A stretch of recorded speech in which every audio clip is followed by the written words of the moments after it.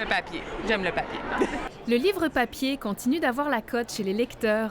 Un engouement d'ailleurs bien visible dans les allées du Salon international du livre de Québec. Le portrait est toutefois bien différent du côté numérique. Alors que les ventes de livres audio ont bondi de 270 % durant la pandémie, ce format connaît une perte de croissance, due entre autres à la diminution des subventions gouvernementales et la concurrence étrangère. Cet éditeur de Québec a arrêté de produire des livres audio depuis 2022. On est un marché qui est quand même soumis à des best-sellers français ou des best-sellers anglophones.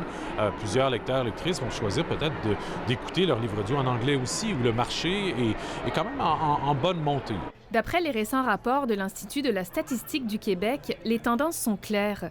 Les jeunes sont les plus grands consommateurs de livres audio. On a une vingtaine d'albums qui ont été adaptés en audio. Privilégiant la qualité à la quantité, les éditions Fonds publient tout au plus 6 livres jeunesse par an.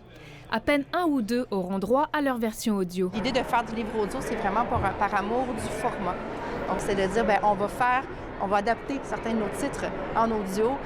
Pour les élèves qui ont de la difficulté, pour les enfants qui ont de la difficulté en lecture aussi, c'est une manière différente pour eux d'atteindre l'histoire. Papier ou audio, chez les jeunes, le débat est lancé. Mais moi, je suis plus une fille genre de livre audio, parce que lire, à un moment donné, ça me décourage un peu. Là. J'arrive jamais à la fin du livre. Mais les livres en papier, c'est genre, ça te fait vraiment vivre quelque chose et tout et tout. C'est t'imagines et tu lis dans ta propre voix et tu t'imagines le personnage.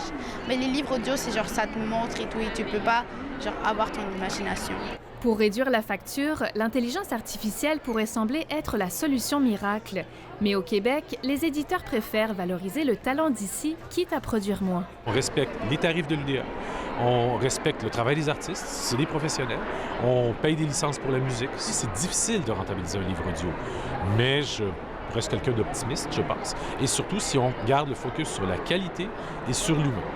Le milieu du livre reste bien vivant, comme en témoignent les quelques 495 maisons d'édition réunies au Salon international du livre de Québec.